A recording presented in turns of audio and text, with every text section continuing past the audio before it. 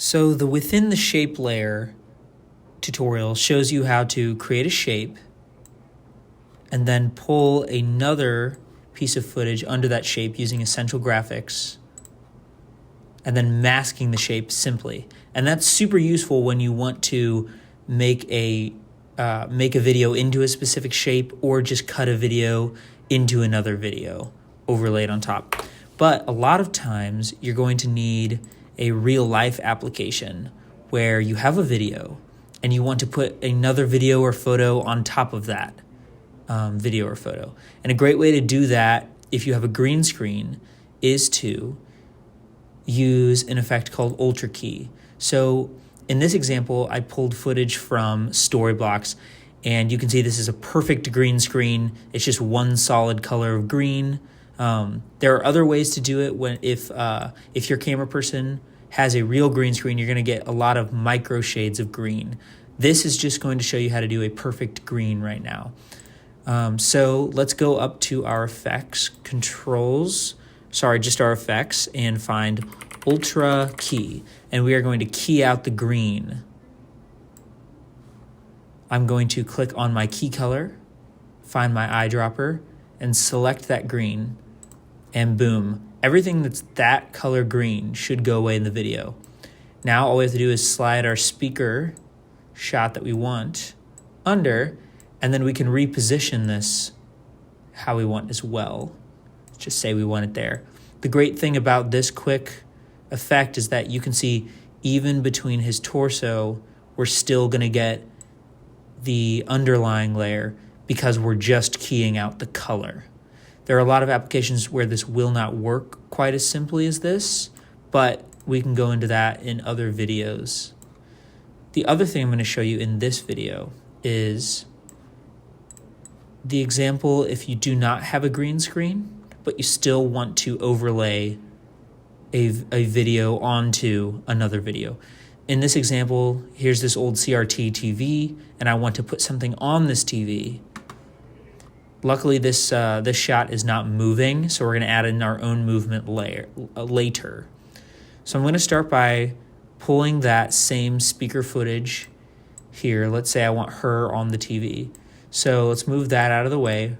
What we're going to do first is make sure we're clicked on our layer, and we're going to go up to opacity. We're going to create a new mask, and as you can see, it kind of creates a crop look. We're going to invert it up here. We're going to pull our handles down to the general area that we want them in, which is about there for now. We're going to create a few more to help cover up those little sections of fuzz that we can see. We want to do as much work zoomed out as we can. Let's move this handle out of the way. You'll see me doing that a lot. And now we're going to zoom in and get to work. This is where the nitty-gritty begins, but hopefully we can keep it kind of simple. I'm going to just try to cover up everything within this TV section. You can get really specific. You could sit here for hours masking if you really wanted to, but luckily for this application, it's not going to have to be that crazy. So, if you start to accidentally find that you are rotating, you can just Command Z. Look over here under opacity again. My mask feather right here is at 10. In a lot of cases, you're going to want to play with that mask feather. Here it goes. If you're masking for light or if you're coloring. But in this case, because we want a really specific mask, I'm actually going to pull it down to, let's say, 5 right now, because I don't want any of that fuzz creeping through. Let's click back on mask to open up our mask again. We're just going to keep hacking away here. I'm probably going to speed through this so you can kind of see what I'm doing.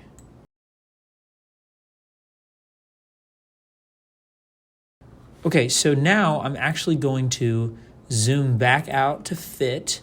I'm going to click out so I can get a good look at this without the masking marquee around it. Looks pretty good. I still, over here on the left side, I can see some of it, so I'm going to click back in, zoom in again, and get back to it. It's always a great idea to zoom out to the full frame size so you can see what you're actually doing with better context. Zooming in is awesome because you can get the detail, but in the end, we're watching the greater picture. So that's what we need to be checking on. Zoom out again. Like I said, with this particular project, it doesn't need to be perfect. I still see it on the edge there.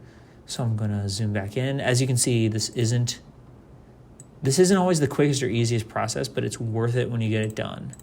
Even someone like me who does this a lot has to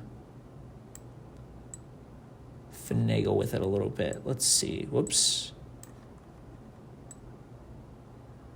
Let's see if this helps fix our problem. I may take that feather even smaller if I need to, because that could be the source of my problem. So that looks pretty good. It just looks like a black screen now. Ideally, you could find a screen that's just black if you were looking for a TV in particular. But I understand there's a lot of applications where this could be useful. You could, if you're just trying to project something up on a wall or cut out an object and put a different object in, that could be useful as well. So now we have this opacity mask that's inverted. So anything under this black area is going to show up just like in the last clip. That's awesome. Now we're going to see the truth though. Look in this top left corner. I think that could be a little perfected a little more. So I'm going to zoom in to 200. Let's see here. And clean that edge up a little more by creating a few more points. Let's move that handle. Whoops, that's not what I thought I was doing. Let's clean that up a little more by rounding off that edge. Let's see if that looks better zoomed out. Let's click out, zoom back out. That looks pretty good to me if we're just gonna see the clip quickly. Now, I can move my video layer under it how I please. Using the Essential Graphics window for effects is awesome, but you're always going to have more control if you're working in the main window down here. The Essential Graphics is a great tool if you know what you're going for and you need a quick solution. So down here, this is looking pretty good. Now, the only thing I would say is I want to add a little bit of movement to make this just look a little more natural. So let's say in our shot, here, let's pull this shorter. Let's say in our shot, we want a little bit of a push, and we also want our underlying layer, the speaker, to look like she really does live in this CRT TV. Now, this is only specific to my particular project here, but I do recommend you do things kind of like this every time you put a video in a video, because it's going to look a little uncanny. This one looks a little more normal because this is a high fidelity modern shot of a news anchor talking. In this one, a CRT TV might have a little bit of a blur and a little bit of some sort of sizzly noise or something. So what we're actually going to do is we're going to right click and nest, which we will be doing a lot in these tutorials. Let's call this the CRT nest. So now you can see I have my main sequence, my CRT nest, and then I have my assets over here. Let's start while we're outside of the nest by zooming in and creating a scale push. Let's pull that to, let's say, 103. Now, luckily, everything within this nest will scale together. So that's already cool. We're going to click into our nest, and now we can edit our separate layers. I'm going to move this CRT TV layer up a little bit. Let's just pull it down to here. What's awesome is we created this mask. Everything under it can be affected by the mask created here with opacity. So now if I were to pull a noise layer in here, this is what the noise layer looks like. It takes up the whole screen, but here it's just going to take up the TV because of that mask I made. Let's take the opacity on that down. Let's take it down to like 30 is my guess. That's pretty cool. that fuzzes it up a little bit. Let's pull it up to 40 maybe. And now it's just going to affect, the digital noise is just going to affect the speaker layer because of the order of operations due to layers. You can see a little bit of fuzz in there. We can also add maybe a blur to the fuzz, can always be good. So let's go to our effects, close out of Ultra Key and Gaussian blur, because we're looking at this fuzz through the lens of the greater video. So let's add maybe a 3%, a 3 level Gaussian blur. We might blur our speaker a little bit with the Gaussian blur as well. Let's say 8.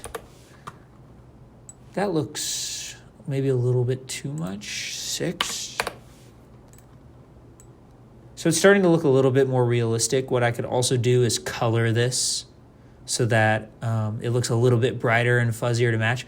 But this looks a lot more real to me than this, just to get started.